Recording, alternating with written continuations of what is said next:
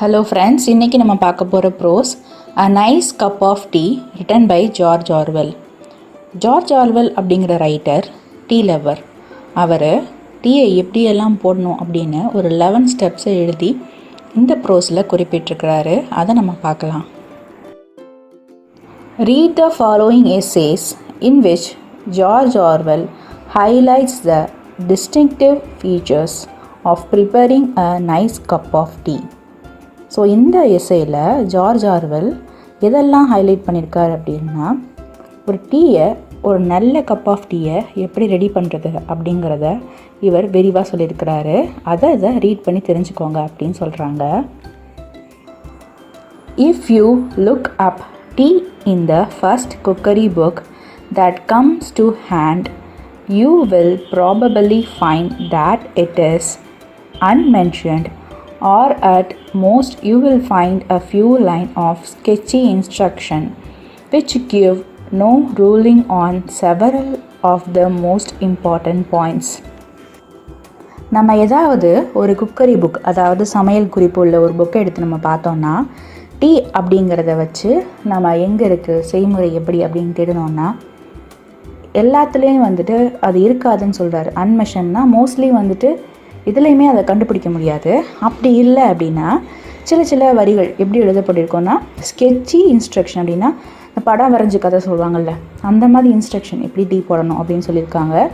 ஆனால் அதுவுமே வந்துட்டு பெரிய இம்பார்ட்டன்ட் பாயிண்ட்ஸ் இல்லை அப்படின்னு அவர் ஃபீல் பண்ணுறாரு. This is curious not only because tea is one of the mainstays of civilization in the country. So அவருக்கு இது ஆச்சரியத்தை கொடுக்குது. ஏன் அப்படின்னா, நம்மளோட நாகரிகத்தில் ரொம்ப முக்கியமான ஒன்றா எது கருதப்படுது அப்படின்னா டீ தான் கருதப்படுது. எந்தெந்த கண்ட்ரி அப்படின்னா, as well as here Australia, New Zealand, இந்த மாதிரியான இடத்துலலாம் வந்துட்டு சிவிலைசேஷனில் வந்துட்டு ரொம்ப இம்பார்ட்டண்ட்டான மெயின்ஸ்டே என்னென்னா அது வந்துட்டு டீயாக தான் இருக்குது. But because the best manner of making it is the subject of violent dispute, அதனாலேயே கூட அதை கரெக்டான முறையில் தயார் பண்ணுறது இருக்குல்ல, அந்த மாதிரியான விஷயங்கள் வந்துட்டு ஒரு பெரிய சர்ச்சைக்கு உண்டாக்குது, ஏன்னா ஒரு பெரிய ஒரு விவாதத்துக்கு உண்டாக்குது அப்படின்னு சொல்கிறாங்க. ஏன்னா சில ஏரியாவில் சொல்லுவாங்க நாங்கள் தான் பெஸ்ட்டு டீ போடுறோம், சில ஏரியாவில் சொல்லுவாங்க நாங்கள் தான் பெஸ்ட்டு டீ போடுறோம். ஸோ இந்த மாதிரியான விஷயங்கள் வந்துட்டு ஒரு நல்ல ஒரு வைலண்ட் டிஸ்பியூட் அப்படின்னா கடும் விவாதத்துக்கு உள்ளாகுது அப்படின்னு சொல்கிறாரு. When I look through my own recipe for the perfect cup of tea. So இவரோட ரெசிப்பியை இவர் பார்க்குறாரு. இவரோட ரெசிபி எப்படி ஒரு நல்ல ஒரு டீயை உருவாக்குறதுன்னு இவரோட ரெசிபியை பார்க்குறப்ப, I find no fewer than 11 outstanding point. So அவர் அங்கே என்ன கண்டுபிடிக்கிறாருன்னா, குறிப்பிடுறதுக்கு ஒரு 11 இம்பார்ட்டன்ட் பாயிண்ட், அதை எப்படி டீ போடுறது அப்படின்ட்டு இவர்கிட்டக்க ஒரு 11 இம்பார்ட்டன்ட் பாயிண்ட்ஸ் இருக்குதுன்னு சொல்கிறாரு. On perhaps 2 of them there would be pretty general agreement. அதில் சொல்கிறாரு ஒரு ரெண்டு குறிப்பு, அதாவது 11 ஸ்டெப்ஸ் வச்சுருக்காருல, அது 2 ஸ்டெப்ஸ் வந்துட்டு காமனாக எல்லோரும் யூஸ் பண்ணுறது அப்படின்னு சொல்கிறாரு. எல்லாரோட டீ போடுற ப்ரொசீஜர்லேயுமே அந்த 2 ஸ்டெப்ஸ் இருக்கும் அப்படின்னு சொல்கிறாரு. But at least 4 others are acutely controversial. ஆனால் அதில் இருக்க ஒரு 4 ஸ்டெப் வந்துட்டு கடும் விவாதத்துக்கு உண்டாகிற ஒரு ஸ்டெப்ஸ் தான் அப்படின்னு சொல்கிறாரு. Here are my own 11 rules, every one of which I regard as golden. So அவர் அந்த 11 குறிப்பை சொல்கிறாரு. இந்த 11 குறிப்பும் பொன் குறிப்புகளாம் இவருக்கு, அதை சொல்கிறாரு. First of all, one should use Indian or Ceylonese tea. அவர் முதல் குறிப்பாகவே என்ன சொல்கிறாருன்னா, எந்த டீயை யூஸ் பண்ணணும்னா நம்ம ஒரு டீ தான், இந்தியா இல்லை ஸ்ரீலங்கா இதில் விளைஞ்ச டீயை தான் அவர் யூஸ் பண்ணணும்னு சொல்கிறாரு. China tea has virtues which are not to be despised nowadays.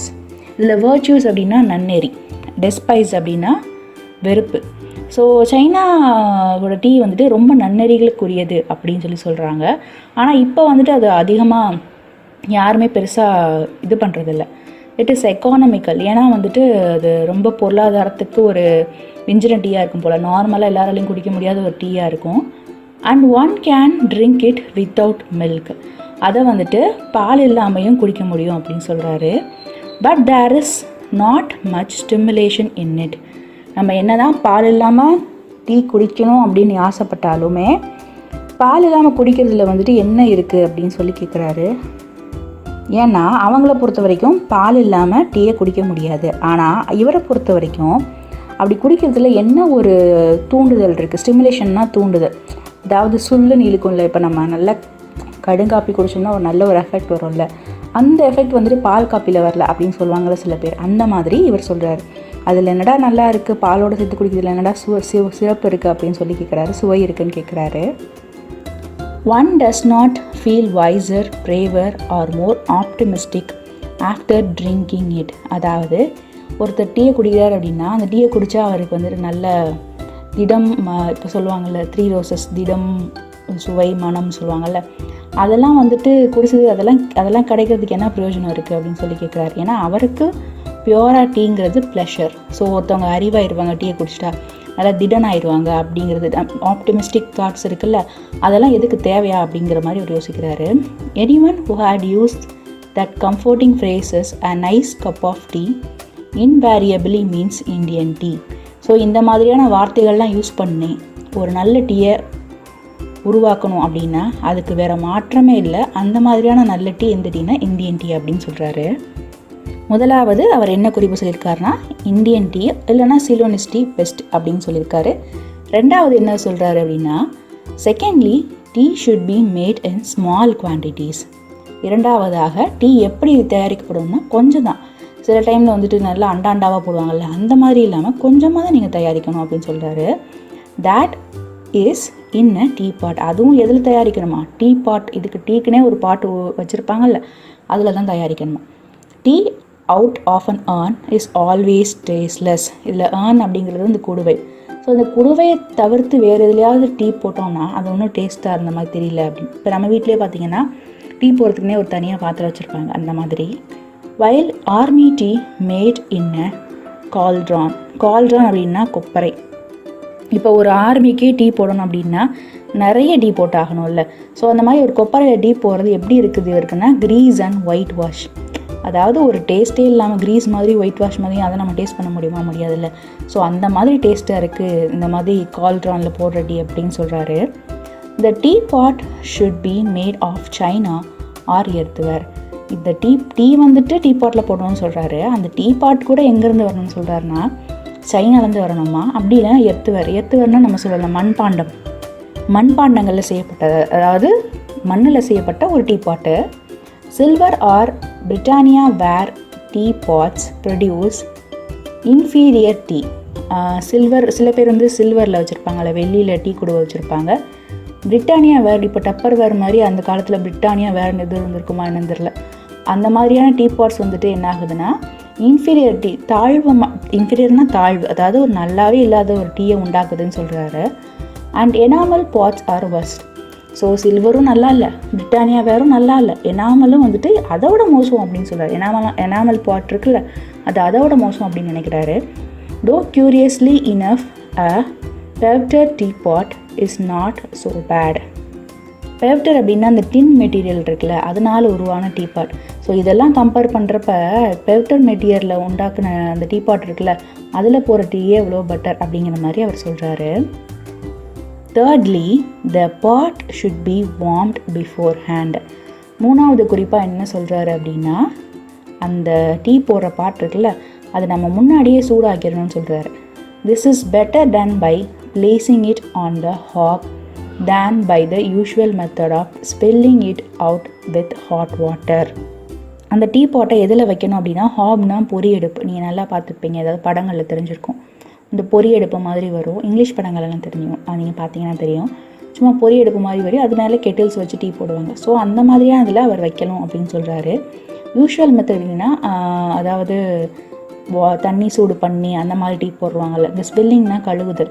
So வேறு ஒரு பாட்டில் வந்துட்டு ஹாட் வாட்டரை பாயில் பண்ணி அதில் டீ போட்டு அப்படி பண்ணுறது வந்து எப்படி இருக்குதுன்னா சும்மா பாத்திரம் கழுவி தண்ணி கீழே ஊற்றி விடுவோம்ல, அந்த மாதிரி ஈக்குவல் அப்படின்னு சொல்கிறாரு. ஸோ அவரோட ப்ரொசீஜர் படி பாட்டை முன்னாடியே சூடு பண்ணணும், அதையும் எதில் வைக்கணும்னா அந்த பொரியடுப்பில் வச்சு அந்த டீயை மேக் பண்ணணும். அதை தவிர்த்து மற்ற யூஷுவல் மெத்தட் வந்துட்டு எப்படி இருக்கும் அப்படின்றாருனா ஹாட் வாட்டர் வச்சு மேக் பண்ணுறது வந்துட்டு அவ்வளோ டேஸ்ட்டாக இருக்காது அப்படிங்கிறது இவரோட கணிப்பு. Fourthly the tea should be strong. So 4வது என்ன சொல்கிறாருன்னா டீ நல்லா ஸ்ட்ராங்காக இருக்கணும் அப்படின்னு சொல்கிறாரு. For a pot holding a quart, if you are going to fill it nearly to the brim, 6 heaped teaspoon would be about right. ஸோ இப்போ வந்துட்டு ஒரு பாட்டு இருக்குது, அதில் வந்துட்டு ஒரு கால்வாசி வந்துட்டு தண்ணி ஊற்றிருக்கோம் அப்படின்னா, இப்போ நம்ம வந்துட்டு விளிம்பு வரைக்கும் அதை ஊற்றுறோம். பிரிம்னா விளிம்பு வரைக்கும் ஊற்றணும்னா எவ்வளோ மெஷர்மெண்ட் தேவைப்படுது, டீ தூள் மெஷர்மெண்ட் தேவைப்படுதுன்னா 6 ஹீப்டுனா ஃபுல் டீஸ்பூன் வந்துட்டு தேவைப்படுது அப்படின்னு சொல்கிறாரு. In a time of rationing, this is not an idea that can be realised on every day of the week. So rationing அப்படின்னா மளிகை சாமான் வாங்குறப்போ இந்த மாதிரி நம்ம வாரம் மளிகை சாமான் வாங்குறப்போ இந்த மாதிரி டீ தூளுக்கு இவ்வளோ ரேஷனிங் தேவைப்படும் அப்படிங்கிறது யாருக்குமே ஜென்ரலாக தோன்ற ஐடியா கிடையாது. ஏன்னா டீ மேலே அவ்வளோ யாரும் கான்சன்ட்ரேஷன் பண்ணுறதில்ல அப்படின்னு சொல்கிறாரு. அவங்களுக்கு தேவையான டீ தூளை மட்டும் போட்டு டீ குடிச்சிட்டு போயிடுறாங்க. ஏன்னா அந்த டீ ரேஷனிங் இருக்குல்ல, டீ தூள் வாங்குறதுக்கு அவ்வளோ கான்சன்ட்ரேட் பண்ணலை அப்படிங்கிறத அவர் நினைக்கிறாரு. But I maintain that one strong cup of tea is better than 20 weak ones. So இவரை பொறுத்த வரைக்கும் ஒரு ஸ்ட்ராங் கப் டீ குடிக்கிறது வந்துட்டு 20 வீக்கான டீனா சும்மா ஏனோ தானு போட்டு குடிப்போம்ல, அந்த டீயை விட ஒரு ஸ்ட்ராங்காக டீ குடிக்கிறது எவ்வளோ பெஸ்ட்டு அப்படின்னு சொல்கிறாரு. Tea lovers, all true tea lovers not only like their tea strong but like it a little stronger with each year that passes. So உண்மையிலே டீ விரும்புவர்கள் இருப்பாங்கள்ல, அவங்களாம் வந்துட்டு டீயை ஸ்ட்ராங்காக குடிக்கணும்னு மட்டும் ஆசைப்பட மாட்டாங்க. ஒவ்வொரு வருஷம் கடக்க அவங்க டீ வந்துட்டு ஸ்ட்ராங் ஆகிட்டே போகுமா. அந்த அளவுக்கு அவங்க வந்து டீயில் வந்து ஸ்ட்ராங்னஸை வந்து கூட்டிகிட்டே போவாங்களாம். A fact which is recognised in the extra ration issue to old age pensioner. So இதை வந்துட்டு அவர் எங்கே கணிச்சிருக்காரு அப்படின்னா, ஒரு இடத்துக்கு போயிருக்காரு. அங்கே வந்துட்டு ஓல்ட் ஏஜில் பென்ஷன் வாங்குவாங்கல்ல, அவங்க என்ன பண்ணியிருக்காங்க, இந்த மாதிரி டீ எல்லாம் வாங்கிட்டு போயிருக்காங்க. டீ தூள் இதெல்லாம் பார்த்து அவர் கண்டுபிடிச்சிருக்காரு. அப்படின்னா அவங்க எப்படி வந்துட்டு டீ தூளுக்கு இன்வெஸ்ட் பண்ணுறாங்க, நிறைய டீ வந்துட்டு போடுறாங்க போல்.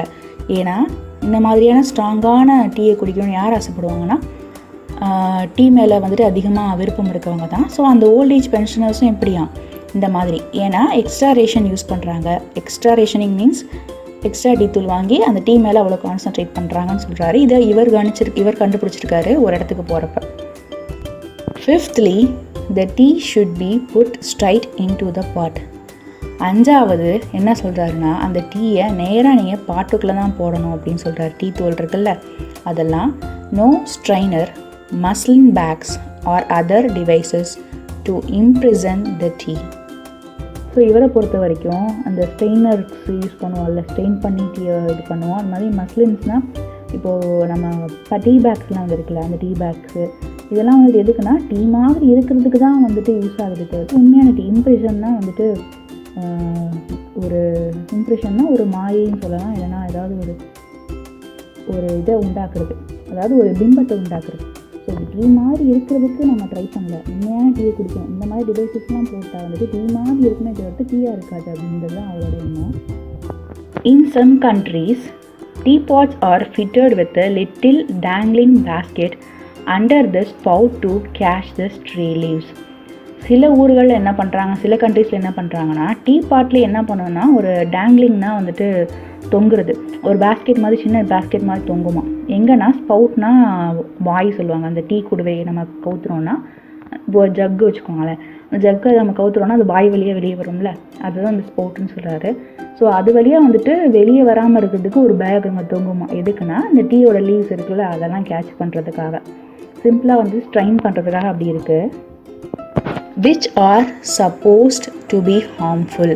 ஸோ அவருங்க என்ன யோசிக்கிறாங்க, இதெல்லாம் என்னமோ இந்த டீ தூள்லாம் வந்துட்டு அவங்களுக்கு கெட்டதை கொடுக்குற மாதிரி அவங்க நினச்சிட்ருக்குறாங்க அப்படின்னு அவர் யோசிக்கிறாரு. Actually one can swallow tea leaves in considerable quantities without ill effect, and if the tea is not loose in the pot, it never infused properly. So அவர் என்ன சொல்கிறாருன்னா, அதெல்லாம் வந்துட்டு கொஞ்சம் டீ தூளை வந்துட்டு முழுங்குறதுலாம் வந்துட்டு பெருசாக உடம்புக்கு எந்த ஒரு கெடுதியும் உண்டாக்கிறாது அப்படின்றாரு. அதே மாதிரி இந்த மாதிரி ஒரு ஸ்ட்ரெயினர் வச்ச டீ போடுறது வந்துட்டு சரியாக ஒரு டீயை உண்டாகாது. இன்ஃப்யூஸ்னால் வந்துட்டு உட்புகுதல்னு சொல்லுவாங்க. இப்போ நீ டீ உள்ளே போட்டிங்கன்னா அந்த டிகாஷன் வந்துட்டு அந்த தண்ணியோட பரவும்ல, அந்த இதுதான். ஸோ நம்ம லூஸ் இன் சென்ஸ் நம்ம டீ பேக்கோடு போடுறதுக்கும் டீ தூளை உள்ளே போடுறதுக்கும் வித்தியாசம் இருக்குல்ல. டீ பேக்கோடு போட்டால் அந்த கலர் பரவுமே தவிர்த்து அந்த டீ தூளோட போட்டப்போ தான் அது நல்லா வந்துட்டு அதோட சேர்ந்து மிங்கிளாகி ஒரு நல்ல டீயை கொடுக்கும் அப்படின்னு சொல்கிறாரு. 6thly, one should take the teapot to the kettle and not the other way about. So அவர் 6வது பாயிண்ட் என்ன சொல்கிறாருன்னா, டீ வந்துட்டு டீபாட்டை விட்டு கடக்கிறப்போ, டீபாட்டை விட்டு வெளியேறப்போ எங்கே போகணும்னா கெட்டிலுக்கு தான் போகணுமா. அதை தவிர்த்து வேறு எந்த ஒரு சட்டிக்கும் போகக்கூடாது. நம்ம சொல்லுவோம்ல, வீட்டில் டீ ஃபில்டர் பண்ணி ஒரு கப்பில் ஆற்றுவோம், அந்த கப்பில் வந்து இன்னொருத்தில் சுகர் வச்சுருப்போம், அதை ஆற்றிப்போம். ஸோ அதெல்லாம் வந்துட்டு அந்த ப்ரொசீஜர் வந்துட்டு இவர் பண்ணக்கூடாதுன்னு சொல்கிறாரு. The water should be actually boiling at the moment of impact. So டீயில் இருந்துட்டு நம்ம அந்த டீலேருந்து இந்த கெட்டிலுக்கு மாற்றுறோம்ல, அதுலேயே என்ன பண்ணிகிட்ருக்கணுமா, தண்ணி கொதிச்சுக்கிட்டே இருக்கணுமா, சூடாக இருக்கணுமா.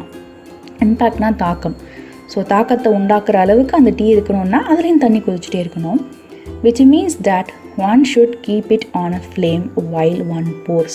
அதாவது ரெண்டையுமே நம்ம என்ன பண்ணணும், சூடாக கொதிக்க வச்சுட்டே இருக்கணும். ஒன்றுலேருந்து ஒன்று எடுத்து ஊற்றுறப்போ இன்னொன்று என்ன பண்ணணும், சூடாக தான் இருக்கணும்னு சொல்கிறாரு. Some people add that one should only use water that has been freshly brought to boil, but I have never noticed that it makes any difference. So சிலர் என்ன சொல்கிறாங்க அப்படின்னா, இந்த டீ அந்த வாட்டருக்கு மாற்றுறப்போ ஃப்ரெஷ்லி பாயில்டு வாட்டர்னால் அப்போ தான் வெது தண்ணின்னு வச்சுக்கோங்களேன், வெதுவண்டு தண்ணியில் வச்சுக்கிட்டு தான் போடணும் அப்படின்னு சொல்கிறாங்க.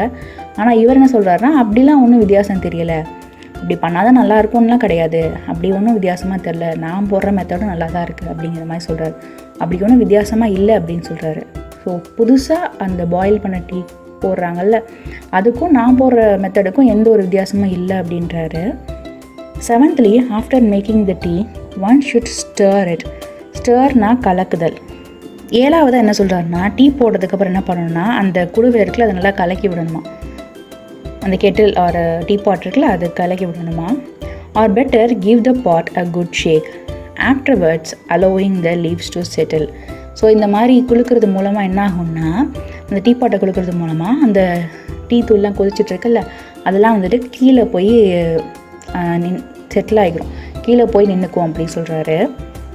8thly, one should drink out a good breakfast cup.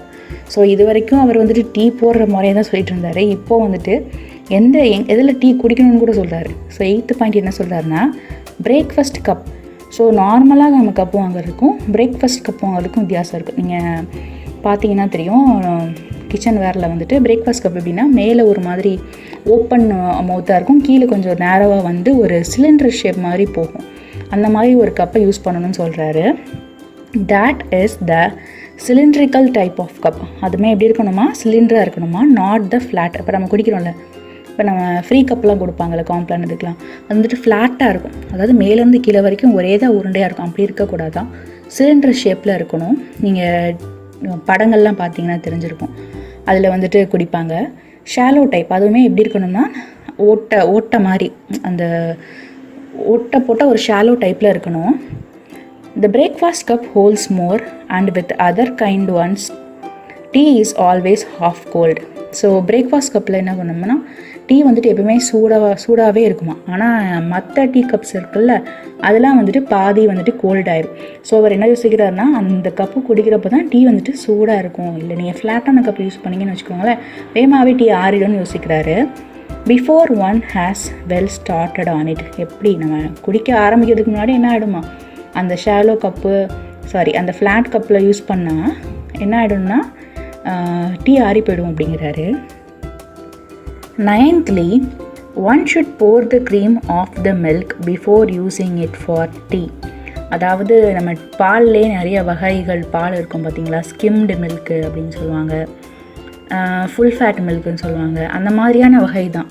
சிலதில் வந்துட்டு அந்த கொழுப்பு சத்தையெல்லாம் நீக்கியிருப்பாங்க, அதான் ஸ்கிம்டு மில்க்குன்னு சொல்லுவாங்க. ஸோ இவர் என்ன சொல்கிறாருன்னா, நம்ம டீ போடுறோம் அப்படின்னா அந்த பாலில் இருந்து க்ரீமை வந்துட்டு நம்ம முன்னாடியே நீக்கிடணுமா, அந்த மில்க்லேருந்து டீ போடுறதுக்கு முன்னாடியே சொல்கிறாரு. Milk that is too creamy always gives tea a sickly taste. அதாவது நல்ல ஆடையுள்ள பால் இருக்குல்ல, அந்த க்ரீம் உள்ள பால் இருக்குல்ல, அதை வந்துட்டு எப்படி டீக்கு டேஸ்ட் கொடுக்கணும்னா ஒரு மாதிரி நல்லாவே இருக்காது அப்படிங்கிற மாதிரி சொன்னேன். சிக்லினா சிக்னா என்ன உடல் நல்ல சரியில்லாமல் போகிறது. ஸோ சிக்காக இருக்கிறது எப்படி இருக்கும், மாதிரி தளர்வாக இருக்கும்ல. ஸோ தளர்வான டீ கொடுக்குது அப்படின்னு சொல்கிறாரு. 10th, one should pour tea into the cup first. அடுத்து எப்படி ஊற்றணும்னு சொல்கிறாரு.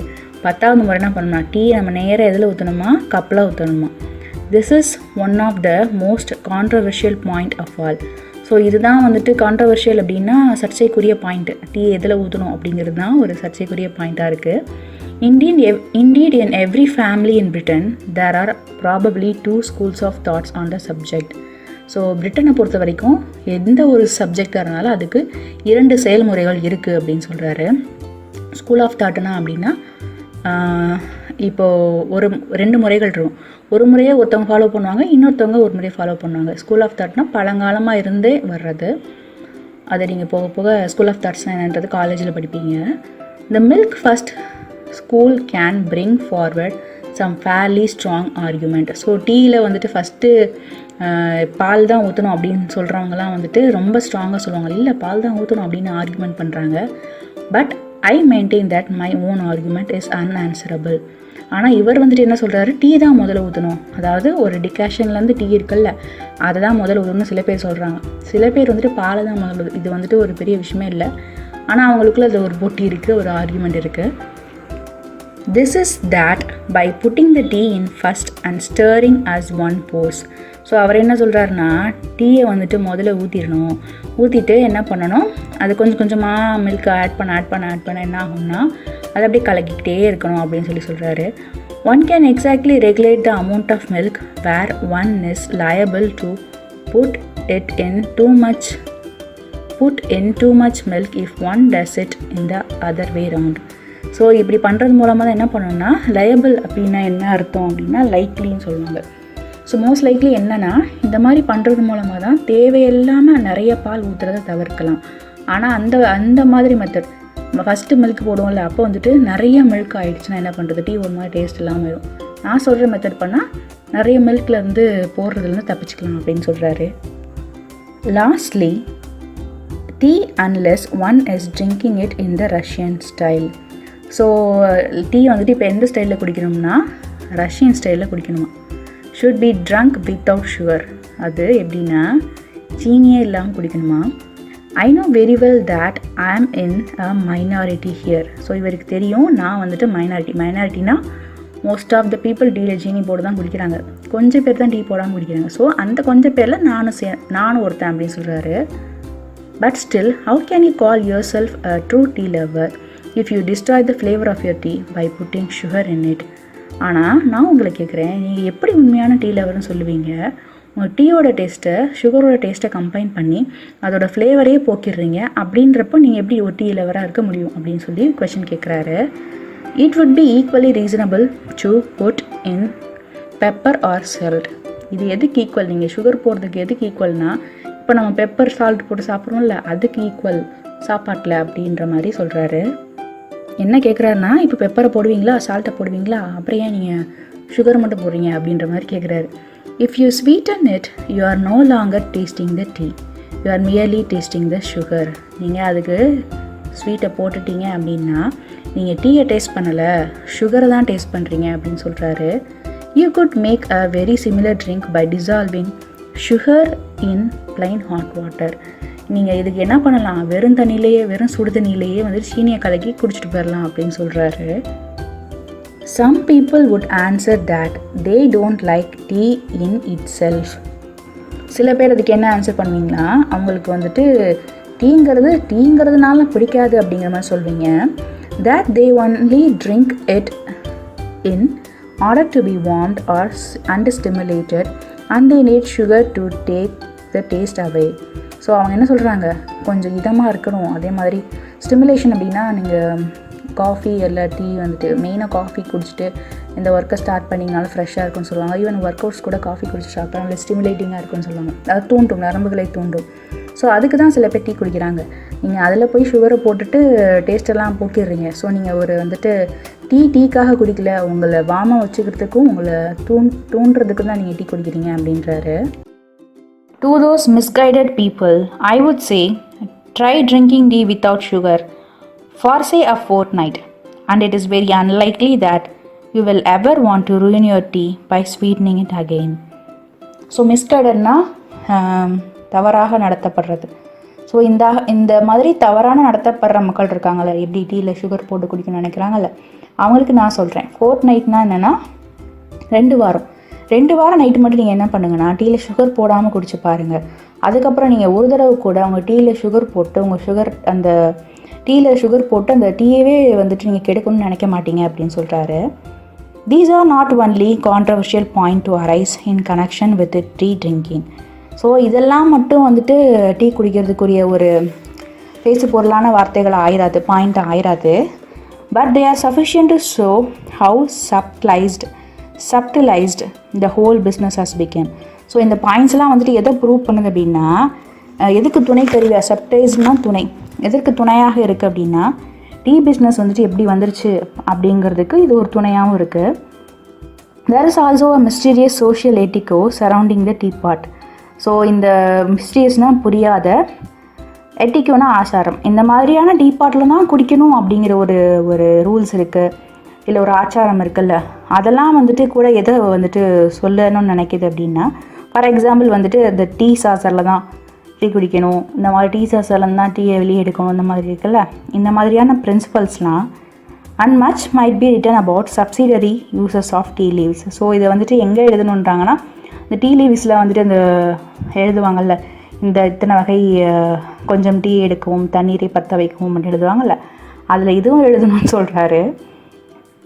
such as telling fortunes, predicting the arrival of visitors, feeding rabbits, healing burns and sweeping the carpet. So எப்படி வந்துட்டு இந்த எழுதுறது வந்துட்டு எப்படி இருக்குன்னா, ஃபார்ச்சூன் டெல்லிங்ஸ் அப்படின்னா பின்னாடி நடக்கிறது முன்னாடியே சொல்கிறது, பின்னாடி வந்துட்டு விசிட்டர்ஸ்லாம் எப்போ வருவாங்கள்ல அதெல்லாம் வந்து முன்னாடி கணிக்கிறது, ரேபிட்ஸுக்கு சாப்பாடு ஊட்டுறது, அதாவது பேர்ன்ஸ்னால் வந்துட்டு அந்த தீயால் பட்ட காகிதங்கள் வந்துட்டு அது சரி பண்ணுறது, கார்பெட்டை வந்துட்டு கூட்டுறது, இந்த மாதிரியான விஷயங்கள் மாதிரி இதையும் எழுதுங்க அப்படின்னு சொல்கிறாரு. It is worth paying attention to such detail as warming the pot and using water that is really boiling. So அவருக்கு எந்த பாயிண்ட் வந்துட்டு ரொம்ப மெயினான பாயிண்ட்னா, அந்த பாட்டை வந்துட்டு சூடு பண்ணி வச்சுக்கணும்னு சொல்கிறாருல, ரெண்டையுமே சூடு பண்ணி வச்சுக்கணும்னு சொல்கிறாருல, அதெல்லாம் வந்துட்டு ஒரு இம்பார்ட்டண்டான பாயிண்ட். இதெல்லாம் நான் வந்துட்டு நீங்கள் ரொம்ப அட்டென்ஷன் செலுத்தணும் அப்படின்னு சொல்கிறாரு. So as to make quite sure of wringing out of one's ration and 20 good. So ringing அப்படின்னா பெளிதல். ஸோ இந்த மாதிரியான விஷயங்கள் எப்போ வந்துட்டு யூஸ்ஃபுல்லாக இருக்கணும், இந்த ரேஷனிங் பண்ணுவாங்கள்ல, ரேஷனிங் பண்ணுறாங்கல்ல, 20 பொருட்களில் அந்த ஒரு டீ தூளையும் ஒரு பொருளாக எடுக்கணும் அப்படிங்கிறப்ப அவங்களுக்கு இதெல்லாம் ஞாபகம் வரணும். ஏன்னா இதெல்லாம் பிஸ்னஸ் அப்படின்னு சொல்கிறாரு. Strong cups of that 2 ounces properly handle out to present. So 2 ounces தெரியுமில்ல, ஒரு சின்ன ஒரு டம்ளர் இருக்கும், அது அவுன்ஸ்ன்னு சொல்லுவாங்க. ஸோ அந்த அவுன்ஸில் 2 கப் டீ வந்துட்டு குடிக்கிறது வந்துட்டு ரொம்ப ஒரு ப்ராப்பராக இருக்கணும், ப்ராப்பராக ஹேண்டில் பண்ணுறது வந்துட்டு ரொம்ப முக்கியம் அப்படின்னு சொல்கிறாரு. அதை எடுத்து 2 cup of ounce of tea எடுத்து அதை ப்ரெசென்ட் பண்ணுறது வந்துட்டு ரொம்ப ஒரு முக்கியமான விஷயம். யோசிச்சு பாருங்கள், அது பர்டிகுலராக 2 ounce தான் குடிக்கணும் அப்படின்னு அவர் சொல்கிறாரு. அதை எவ்வளோ அழகாக ப்ரெசென்ட் பண்ணணும்னு சொல்கிறாரு. இது எதுலேருந்து எடுத்திருக்காங்க அப்படின்னா, taken from the collected essays journalism and letters of George Orwell. இதிலேருந்து அந்த எஸ்ஸே எடுத்திருக்காங்க. அது எந்த வால்யூம், எந்த பப்ளிகேஷன், ISBN இதெல்லாம் போட்டிருக்காங்க. Author information: Eric Arthur Blair, 25 June 1903, 21 January 1950. So இவரோட பேர் என்னென்னா எரிக் ஆர்தர் பிளேர். இவர் வந்துட்டு எப்போ பிறந்தார்னா 25 June 1903, இறந்த டேட் வந்துட்டு 21 January 1950. Better known by his pen name George Orwell. So இவரோட பென் நேம், அதாவது எழுதுறதுக்கு யூஸ் பண்ணுவாங்கள்ல, அந்த பேர் தான் ஜார்ஜ் ஆர்வெல். அவரோட உண்மையான பேர்னா எரிக் ஆர்தர் பிளேர். பிளேயர் சொல்லலாம், இல்லை பிளேர் சொல்லலாம். Was an English novelist, essays, journalist and critic. So அவர் வந்துட்டு நாவல் எழுதுறாரு, எஸ்ஸே எழுதுறாரு, ஜேர்னலிஸ்ட்னு சொல்லுவாங்கள்ல, அது பத்திரிக்கையாளரும், கிரிட்டிக்னா வந்துட்டு விமர்சகர். Whose work is marked by clear prose, awareness of social inequity. So சொசைட்டியில் இருக்கிற எந்த ஒரு சமத்துவம் இல்லாத விஷயங்களே இவரோட ஒர்க்கில் எழுதியிருக்கிறாரு. மோஸ்ட்லி வந்துட்டு இவரோட ஒர்க் வந்துட்டு எப்படி இருக்குன்னா உரைநடையாக தான் இருக்குமா. Opposition to totalitarianism and candid support of democratic socialism. இப்போ டோட்டலிட்டேரியனிசம் அப்படின்னா என்ன சொல்லுவாங்க அப்படின்னா, மொத்தமாக அப்படின்னு சொல்லுவாங்கள்ல, மொத்தமாக இருக்கிறது, அதாவது மொத்தமாக இதுதான் ஜஸ்டிஸ் அப்படின்னு சொல்கிறது, இதுக்கெலாம் வந்துட்டு அவர் அகெயின்ஸ்ட்டு. அவர் எதுக்கு சப்போர்ட் பண்ணுறாருன்னா டெமோக்ராட்டிக், சுதந்திரமாக இருக்கிறதுக்கு தான் அவர் வந்துட்டு சப்போர்ட் பண்ணுறாரு. டோட்டலிட்டேரியனிசம்னா அதிகாரமாக இருக்கிறது, இவங்க கடியில் இருக்கிறது, அதெல்லாம் வந்துட்டு இவர் சப்போர்ட் பண்ணல. டெமோக்ராட்டிக்காக சுதந்திரமாக வாழ்கிறவங்களுக்கு இவர் சப்போர்ட் பண்ணுறாரு. அந்த மாதிரியான வாழ்வியலுக்கு இவர் சப்போர்ட் பண்ணுறாரு. Orwell wrote literary criticism, poetry, fiction and polemical journalism. So ஆர்வலோட என்னென்ன இருக்குது அப்படின்னா லிட்ரரி கிரிட்டிசிசம்னு எழுதுவார். கிரிட்டிசிசம்னா அந்த சொன்னது மாதிரி தான், ஒரு விஷயத்தை வந்துட்டு இது சரி இது தவறுன்னு சொல்லி பிரித்து எழுதுறது லிட்ரேச்சரில். ஸோ அதுவும் எழுதியிருக்கிறாரு, பொயட்ரியும் எழுதியிருக்காரு, ஃபிக்ஷனும். அது மாதிரி இவர் ஒரு ஜேர்னலிஸ்ட்டும் கூட. அதனால பாலிமிக்கல் ஜேர்னலிசமும் இவரோட ஜான்ரா சொல்கிறாங்க. He is best known for allegorical novella Animal Farm. So இவரோட பெஸ்ட்டு ஒர்க் என்னென்னா அலிகரிக்கல் நாவல். அது என்னென்னா அனிமல் ஃபார்ம். அது வந்துட்டு இன்னும் கொஞ்சம் நல்லாவே இருக்கும். அது பொயட்டிக்கல் ஒரு நாவலாக தான் நல்லாயிருக்கும். அண்ட் த டிஸ்டோப்பியன் நாவல் 1984 அப்படிங்கிற டிஸ்டோப்பியன் நாவலை இவர் எழுதியிருக்கிறாரு. If I am not wrong 1984 இருக்குல்ல, அது வந்துட்டு அதை பார்த்து தான் வந்துட்டு ஃபாரின்லலாம் பிக் பாஸ் ஆரம்பித்தாங்க. இப்போ நம்ம கண்ட்ரியில் பிக் பாஸ் இருக்குல்ல, அது வந்துட்டு 1984 தான் வந்துட்டு அந்த சிஸ்டம் அடாப்ட் ஆகிருக்கு அப்படின்றது தான் என்னோடது கணிப்பு. கரெக்ட்னா அது correct. In 2008 the Time ranked him second on a list of the 50 greatest British writers since 1945. So 2008 இவருக்கு என்ன கிடைக்குது அப்படின்னா, டைம்ஸ் அப்படிங்கிற ஒரு மேகசின் என்ன பண்ணுறாங்க அப்படின்னா, இவர் 50 கிரேட்டஸ்ட்டு பிரிட்டிஷ் ரைட்டர் 1945 ஒரு 50 பெரிய ரைட்டரில் இவர் ஒருத்தவராக பேரிடப்படுறாரு. Discussion section. இந்த லெசனில் டிஸ்கஸ் பண்ணுறதுக்கு பெருசாக என்ன இருக்குது அப்படின்னா, யாரெல்லாம் டீ லவர்னு சொல்லிட்டு கமெண்ட் பண்ணுங்கள். அதுதான் வந்துட்டு பெரிய டிஸ்கஷன். தேங்க்யூ.